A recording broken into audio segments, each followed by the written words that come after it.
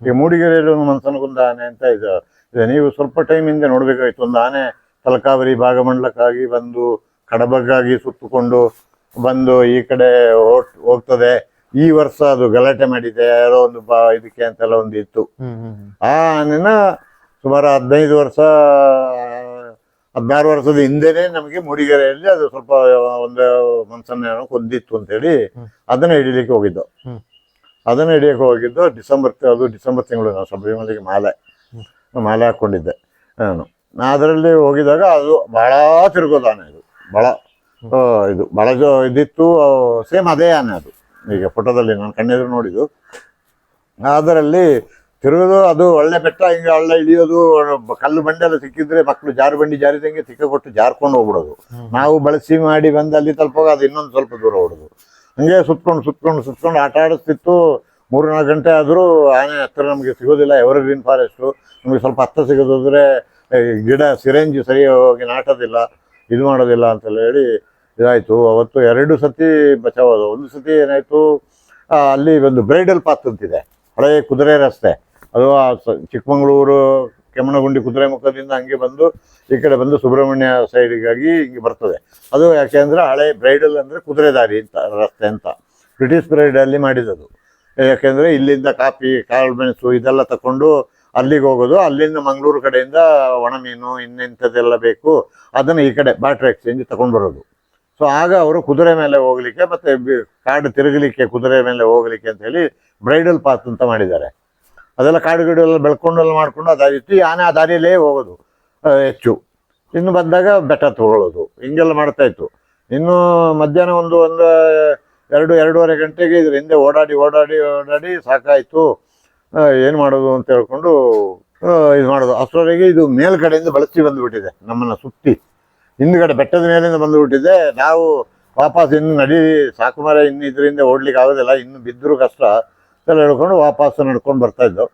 ನಡ್ಕೊಂಡು ಬರ್ತಾ ಇರಬೇಕಾದ್ರೆ ಈ ಆನೆ ಬೆಟ್ಟದ ಮೇಲೆ ಕಲ್ಲು ಎದ್ಕೊಂಡು ಬರ್ತಾ ಉಂಟು. ಇದರಲ್ಲಿ ಬೇರೆ ಮಾರ್ಗ ಇಲ್ಲ, ಓಡ್ಲಿಕ್ಕೂ ಆಗೋದಿಲ್ಲ. ಬಲಗಡೆ ಹಳ್ಳದಲ್ಲಿ ಕಾಡದ ಗಲೀಜು ಜರಿ, ನೀರು ಹರಿಯೋದೊಂದು ಶಬ್ದ ಕೇಳ್ತದೆ ಅಷ್ಟೇ.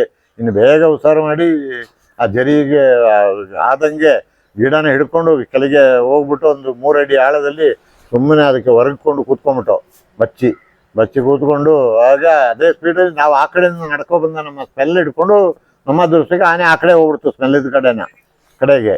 ನಾವು ಇನ್ನು ಬೇರೆ ಅದು ಸ್ವಲ್ಪ ದೂರ ಹೋದ ಮೇಲೆ ಗೊತ್ತಾಗ್ತದೆ ಕಲ್ಲುಗಿಲ್ಲೆಲ್ಲ ಜಾರಿಸ್ಕೊಂಡು ಒದ್ಕೊಂಡು ಓಡಿಕೊಂಡು ಹೋಗ್ತಾ ಇರೋದು. ಅದು ಅಲ್ಲಿಂದ ಬೇಗ ಮೇಲೆ ಹತ್ತಿ ವಾಪಸ್ ಓಡ್ ಬಂದು ನಮ್ಮ ಆನೆಗಳ ಇರುವ ಹತ್ರ ಬಂದು ಇನ್ನು ಬರೋವರೆಗೆ 3-3:30 ಗಂಟೆ ಆಯಿತು ಹೆಚ್ಚು ಕಡಿಮೆ ಅಂದಾಜು. 3-3:30 ಗಂಟೆ ಹೊತ್ತಿಗೆ ಇದು ಪುನಃ ಬಳಸಿ ಬೆಟ್ಟದ ಕಡೆಯಿಂದ ಮೇಲ್ಗಡೆಯಿಂದ ಬಂತು. ಮೇಲ್ಗಡೆಯಿಂದ ಬರುವಾಗ ನಾನು ವೆಂಕಟೇಶ್ ಇಬ್ಬರಾಳಿದ್ದು ಇದು ಬೆಟ್ಟದ ಮೇಲೆ ಹಿಂಗೆ ಬಂದುಬಿಡ್ತು.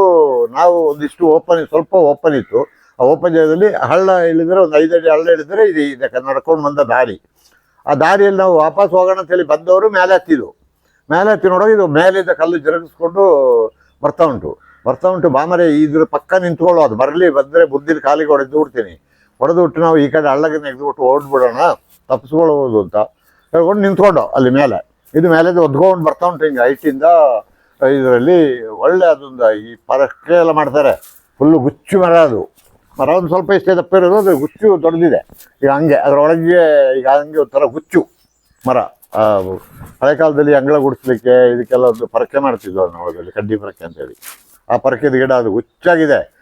ಇದಕ್ಕೆ ಹೋಗಿ ಎಡ್ರಿಗೆ ನಿಂತ್ಕೊಳ್ಳುವ ಅಂತ ಹೇಳುವಾಗ ಇವನೇನು ಮಾಡ್ದ, ಅದು ಆ ಕಡೆ ಹೈಟಿಂದ ಬರೋದು, ಇವನು ಮರ ಹತ್ಬಿಟ್ಟ. ಈ ಮರ ಹತ್ಕೊಂಡು ಅದ್ರೊಳಗೆ ಕೂತ್ಕೊಂಡ್ಬಿಟ್ಟ. ಆನೆ ನೋಡ್ಬಿಟ್ಟಿದೆ ಹೈಟಿಂದ, ಇವನು ಮರ ಹತ್ತಿದ್ದಾನೆ ಇದರಲ್ಲಿ. ನಾನು ಈ ಅಡ್ಜಿಗೆ ನಿಂತ್ಕೊಂಡಿದ್ದೀನಿ. ಒಂದು ಈ ರಸ್ತೆಗೆ ಈ ಬ್ರೈಡಲ್ ಪಾತ್ ಅಂತ ಏನು ಹೇಳ್ತೀನಿ, ಅದಕ್ಕೆ ನೆಗೆದು ಬಿಡೋಣ ಅಂತ ಹೇಳ್ಕೊಂಡು ಅಂತ ಇವನು ಹತ್ಬಿಟ್ಟ. ಆನೆ ಬದ್ಬಿಟ್ರೆ ಎಕ್ದಮ್ ಬಂದರೆ ಮರಕ್ಕೆ ಒಂದು ಹೊಡಿತು, ಮರ ಬೀಳ್ತು. ಪುಣ್ಯಕ್ಕೆ ಇವನು ಒಳಗೆ ಕೊಂಬೆ ಹಿಡ್ಕೊ ಅಂತ ಹೇಳ್ತಾ ಇದ್ದೀನಿ. ಅದು ಪುಣ್ಯಕ್ಕೆ ಇವನ್ನ ಏಕಿದಮ್ಮೆ ಅಟ್ಯಾಕ್ ಮಾಡಲಿಲ್ಲ. ದೇವರು ಹೆಂಗೆಲ್ಲ ಇದು ಮಾಡ್ತಾರೆ ಅಂತ. ನಾನು ಮಾಲೆ ಬೇರೆ ಅಯ್ಯಪ್ಪ ಸ್ವಾಮಿ, ಈಗ ಆನೆ ಗುಂಡು ಹೊಡಿಯೋದ, ನಾನು ಏನು ಮಾಡೋದು? ಔಷಧಿಗೆ ಹೋಗಿಯೋದೇ ಪರವಾಗಿಲ್ಲ, ಜೀವ ಸಿಗ್ತದೆ. ಈಗ ಇವನ್ ಜೀವ ಉಳಿಸೋ ಹೋಗಿ ಆನೆ ಗುಂಡು ಹೊಡಿಯೋದ, ನನಗೆ 2 ಕನ್ಫ್ಯೂಷನ್.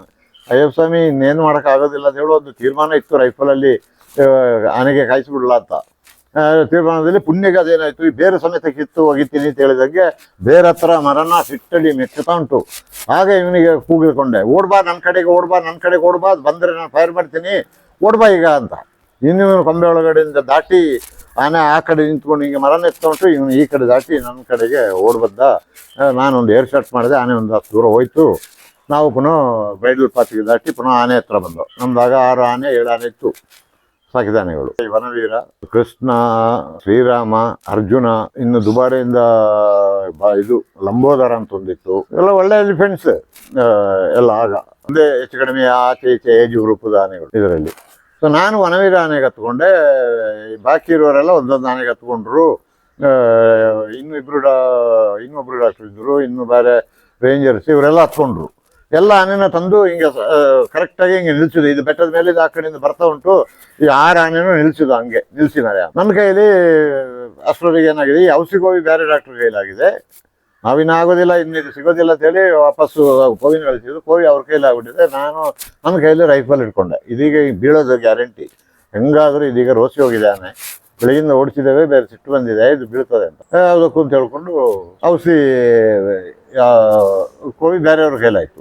ಈ 5 ಆನೆ ನಿಲ್ಲಿಸಿದವನು 6 ಆನೆ ನಿಲ್ಲಿಸಿದ್ದೇವೆ. ಆನೆ ಬರ್ತಾ ಉಂಟು ಮೇಲಿಂದ, ಫುಲ್ ಸ್ಪೀಡಲ್ಲಿ ಬರ್ತಾ ಉಂಟು.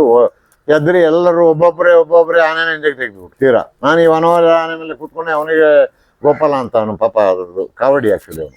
ಗೋಪಾಲ ಹೆದರ್ಬೇಡ, ಅದು ಹೆಂಗೆ ಬೆಳಗ್ಗೆ ಬಂತು ನಾವು ಬಿಡೋದಿಲ್ಲ, ಇದರಲ್ಲಿ ಆನೆನ ತಿರುಗಿಸ್ಬೇಡ, ತಿರುಗಿಸಿಬಿಟ್ರೆ ಹೊಡೆದು ಬಿಡ್ತದೆ ನಮ್ಮ ಆನೆಗೆ, ತಿರುಗಿಸೋದು ಬೇಡ ಆನೆನ ಅಂತೇಳಿ ಇಳಿಸಿದ. ಬಂತು ಆನೆ, ಬಂತು ಒಂದು ಅಷ್ಟೇ ನಮ್ಮದು ಕಾಂಪೌಂಡ್ ಹಂಗೆ ಅದು ಅಷ್ಟರದಕ್ಕೆ ಬಂದು ನಿಲ್ತು. ಇವನಿಗೆ ಕೋಡೆತ್ಸು ಮೇಲಕ್ಕೆ, ಅದು ಹೈಟಿಂದ ನಮ್ಮ ಆನೆ ಅಷ್ಟೇ ತಾಕತ್ತಿದೆ, ಬಟ್ ಆದರೆ ಅಡ್ವಾಂಟೇಜ್ ಕಡಿಮೆ. ಇದು ಸ್ವಲ್ಪ ಹಳ್ಳಕ್ಕಾಗ್ಬಿಡ್ತು ಅದು ಮೇಲಿಂದ. ಸೊ ಇವನು ದಳೆ ಮಾಡಿಸು ಆನೆನ, ಕೋಡೆತ್ಸು ಅಂತೇಳಿ. ಇದು ಹಂಗೆ ನಿಂತಿದೆ ರೆಡಿ, ಕಾಲು ಇಟ್ಕೊಂಡು ಚಾರ್ಜ್ ಮಾಡೋಕ್ಕೆ. ಇದರಲ್ಲಿ ಎಲ್ಲ ಆನೆಗಳು ಓಡ್ಬಿಟ್ರಲ್ಲ, ಬಾಕಿ ಆನೆಗಳು ತೀರಾ. ಆನೆ ಓಡಿದಲ್ಲ, ಈ ಮಾವುತರು ಓಡಿಸಿದ್ವು. ಈ ಮೇಲೆ ಕೂತವ್ರು ಬೇರೆ, ಇವ್ರಿಗೆ ಕೂತವ್ರಿಗೆ ಧೈರ್ಯ ಬೇಕಲ್ಲ ಇದು ಬರೋ ಶೈಲಿಗೆ. ಇವನು ಮಾತ್ರ ಕದಲಿಲ್ಲ, ವನವೀರ ಗಟ್ಟಿ ನಿಲ್ತು. ಇವನಿಗೆ ದಲೆ ಎತ್ಸು, ಆನೆನ ತಲೆನ ಕೋಡನ್ನ ಎತ್ತಿ ತೋರಿಸು ಅಂತ ಹೇಳಿದೆ. ಸ್ವಾಮಿ, ನೀವಿದ್ದ ಮೇಲೆ ನಮಗೇನು ಭಯ ಏನಿಲ್ಲ ಅಂತೇಳಿ ಅಲ್ಲಿಂದ ಹಂಗೆ ಮೆಲ್ಲ ಬರ್ತಾ ಉಂಟು. ನಮ್ಮ ಕೈಲಿ ಔಷಧಿ ಕೋವಿ ಇಲ್ಲ, ಈ ಕೋವಿ ಮೇಲೆ ಬೀಳ್ಲಿಕ್ಕೆ ಬರ್ತಾ ಉಂಟು. ಬಿದ್ದು ಬಿಟ್ರೆ ನನ್ನ ಆನೆಗೂ ಇಲ್ಲ ಡಿಸಡ್ವಾಂಟೇಜ್. ನಾವು ಪಾಪದನ್ನ ಈಗ ನಾನು ಬೇಕು ಅಂತ ಶಿಕ್ಷಿದಂಗೆ ಆಗ್ಬಿಡ್ತದೆ. ಆ ಪರಿಸ್ಥಿತಿಯಲ್ಲಿ ಇದ್ದೀನಿ ನಾನು. ಸೊ ಅದೇ ನಾನು ಆಗಲೇ ನಿಮ್ಗೆ ಹೇಳ್ತಾ ಇದ್ದೆ, ಸಿಚುವೇಶನ್ ರಿಯಾಕ್ಷನ್. ಇದಕ್ಕೆ ಸಂಬಂಧಪಟ್ಟಂಗೆ ಇನ್ನು ಬೇರೆ ವಿಧಿ ಇಲ್ಲ. ಬಂದುಬಿಟ್ಟು ನಮಗೆ ಹಿಂಗೆ ಈ ಕಾಂಪೌಂಡ್ ಎದುರಿಗೆ ಬರೋದು, ಇನ್ನು ಬೀಳೋದೊಂದೇ ಬಾಕಿ. ಹೇಳುವಾಗ ಇನ್ನು ರೈಫಲ್ ಗುಂಡು ಮೆಲ್ಲ ಸೈಡಿಗಾಗಿ ಹೊಡಿತೀನಿ. ಚರ್ಮಕ್ಕೆ ದಾಟ್ತಾ ಮೆಲ್ಲ ತಟ್ಟಬೇಕಷ್ಟೇ, ಹಿಂದೆ ಕಾಲ್ದು. ಆ ಚರ್ಮಕ್ಕೆ ಮಾತ್ರ ನಾನು ಶೂಟಿಂಗಲ್ಲಿ ವೆರಿ ಪರ್ಫೆಕ್ಟ್ ಪಿನ್ ಪಾಯಿಂಟ್ ಹೊಡಿತೀನಿ. ಆ ಚರ್ಮ ಸ್ವಲ್ಪ ಅರ್ಧಂಗೆ ಗುಂಡು ದಾಟಬೇಕು, ಅಂದರೆ ಸಿಂಗಲ್ ಬುಲೆಟ್ ಅದು. ಸೊ ಪಕ್ಕ ತೆಗೆದೇ ಇಷ್ಟೇ ಪಕ್ಕಕ್ಕೆ ಹಿಂದೆ ತೊಡೆಗಾಗಿ ಹಿಂಗೆ ಕತ್ತರಿಸಿದಂಗೆ ದಾಟ್ಬಿಡ್ತು ಗುಂಡು ಅಂತ. ರೈಫಲ್ ಒಳ್ಳೆ ಸೌಂಡು ಆಗ್ತದೆ. ಆಗ ಅಷ್ಟು ಅಡಿಯಲ್ಲಿ ಕೈಕಂತ ಹೇಳಿ ಬೀಳಕ್ಕೆ ಬಂದದ್ದು ಆನೆ. ಹಂಗೆ ತಿರುಗಿತು, ವಾಪಸ್ ಓಡಿ ಇನ್ನು ತಿರುಗಿ ಬಂದಿಲ್ಲ. ಮಾರನೇ ಬೆಳಿಗ್ಗೆ ಮಾರನೇ ಬೆಳಿಗ್ಗೆ ಹುಡುಕ್ಲಿಕ್ಕೆ ಅಂತ ಹೋಗಿ ಬರಬೇಕಾದ್ರೆ ಆಲ್ಮೋಸ್ಟ್ ಇದು ಆಗ ಗೊತ್ತು ನನಗೆ. ಆ ಬೆಟ್ಟ ಸಾಲಲ್ಲಿ ಹೋಗಿ ತಿರುಗಿ ಮಧ್ಯಾಹ್ನ ಒಂದು 2-2:30 ಗಂಟೆಗೆ ಒಂದು 40-45 ಕಿಲೋಮೀಟರ್ ದಾಟಿ ಬಿಟ್ಟಿದ್ದು ಗುಂಡು ತಗೊಂಡು ಹೋದದ್ದು. ಇದರಲ್ಲಿ 45 ಕಿಲೋಮೀಟರ್ ದಾಟಿದ ಮೇಲೆ ಅಲ್ಲೇ ಊರಿನವರೆಲ್ಲ 1-2 ಹುಡುಗರೆಲ್ಲ ಇದ್ರು, 2-3-4 ಜನ ಬಂದಿದ್ರು, ಪಡ್ಡೆ ಹುಡುಗರು. ಅವರು ಸರ್ ಇದು ಆಗ ಅವ್ರು ಹೇಳ್ತಿದ್ರು, ಇದು ಹಿಂಗೆ ಸರ್, ಇದೊಂದು ಸೀಸನಲ್ಲಿ ಬರ್ತದೆ, ಒಂದು ಸ್ವಲ್ಪ ಟೈಮ್ ಇರ್ತದೆ, ಅಲ್ಲಿ ಆ ಕಡೆ ಎಲ್ಲ ಹೋಗ್ತದೆ ಬರ್ತದೆ, ಇದು ಆ ಕಡೆ ಬಿದ್ದು ಬಿಡ್ತದೆ, ಇನ್ನು ಈ ಕಡೆ ನಿಮಗೆ ಇದು ಸಿಗೋಲ್ಲ ಸರ್ ಅಂತ. ಇನ್ನು ಅಲ್ಲಿಂದ ಪುನಃ ಒಬ್ಬ ಪಂಚೆ ನಮಗೆ ಎಲ್ಲಿದ್ದೇವೆ ಅಂತ ನಮಗೆ ಹೇಳಲಿಕ್ಕೆ ಜಾಗ ಗೊತ್ತಿಲ್ಲ, ಊರಿನವ್ರಿಗೆ ಗೊತ್ತು. ಇವರಿಗೆ ಇಲ್ಲಿ ವಾಕಿ ಟಾಕಿ ನಮಗೆ ಕನೆಕ್ಟ್ ಆಗ್ತಾ ಇಲ್ಲ, ಮೊಬೈಲ್ ಇಲ್ಲ. ಕೊನೆಗೆ ಅವನು ಪಂಚೆನೆಲ್ಲ ಬಿಚ್ಚಿ ಆ ಪಂಚೆನಲ್ಲಿ ಗಾಳಿ ಹಿಂಗೆ ತೋರಿಸಿ ಎಲ್ಲ ಆದಾಗ ಇವರಿಗೆ ಇಲ್ಲಿಂದ ಗೊತ್ತಾಯ್ತು ನಾವು ಎಲ್ಲಿದ್ದೇವೆ ಅಂತ. ಅದು ಬಿಡಿ, ಅದು ಮೂಡಿಗೆರೆ ರೇಂಜ್ ದಾಟಿ ಹೋಗ್ಬಿಡ್ತದೆ ಆ ಕಡೆ ಎಂತಾಯ್ತು. ಇಲ್ಲಿಂದ ರೇಂಜರ್ ಮೂಡಿಗೆರೆ ರೇಂಜೇ ಬಿಟ್ಬಿಡ್ತದು, ದಾಟಿಬಿಡ್ತು, ನೀವು ವಾಪಸ್ ಬನ್ನಿ ಅಂತ. ಇನ್ನು ಆಯಾಗಿ ವಾಪಸ್ ನೋಡ್ಕೊಂಡು ಬಂದು ಅದೇ ಆನೆ ಮೊನ್ನೆ ಈ ಕಳೆದ ಈಗ ಒಂದು 1 ವರ್ಷನೇ ಆಯ್ತು ಅಂತ ನೋಡಿ, ಕಡಬ ಹಿಂಗಾಗಿ ಸುತ್ತಕೊಂಡು ಬರ್ತದೆ ಅಂತ. ಇದು ಸೇಮ್ ಆನೆ, ಅವತ್ತು ಎನ್ಕೌಂಟ್ರ್ ಆಗಿದೆ. ಆಗ ಅದು ಈಗ ಆನೆಗಳು ಅಂತಲ್ಲ, ಆನೆಗಳ ಮೇಲೆ ಕೂತವ್ರು ಉಂಟಲ್ಲ, ಅವ್ರು ಗಟ್ಟಿ ನಿಲ್ಲಬೇಕಾಗ್ತದೆ. ಅದು ನಿಂತಾಗ ಆನೆಗಳಿಗೂ ಸೈಕಾಲಜಿಕಲ್ ಇದು. ಇನ್ನೊಂದೊಂದು ಆನೆದುಗಳಲ್ಲಿ ಯುಕ್ತಿ ಇರ್ತದೆ. ಈಗ ಅಭಿಮನ್ಯು ಫಾರ್ ಎಕ್ಸಾಂಪಲ್, ಅವನು ಡೂ ಆರ್ ಡೈ ಒಂದು ಮನಸ್ಥಿತಿ. ಇದರಲ್ಲಿ ಎಂಥ ಇದರಲ್ಲೂ ಸಮೇತ ಒಂದ್ಸತಿ ನಾನು ನೋಡ್ತೀನಿ. ಆ ಶಕ್ತಿಗಿಂತ ಒಂದ್ಸತಿ ಯುಕ್ತಿಯ ಮೇಲು ಅಂತ ಹೇಳ್ತೀವಲ್ಲ, ಹಾಗೆ ಅದು ಎಂಥ ಆನೆ ಆದರೂ ಅದು ಹಿಮ್ಮೆಟ್ಟೋದಿಲ್ಲ. ಮಾವುತನ್ನು ಧೈರ್ಯವಂತನೇ, ಅದರಿಂದಾಗಿ ಆನೆಗೂ ಆನೆನೂ ಇನ್ನೂ ಧೈರ್ಯವಂತನೇ, ಮುನ್ನುಗ್ಗೋದೆ ಆನೆ ಅದು.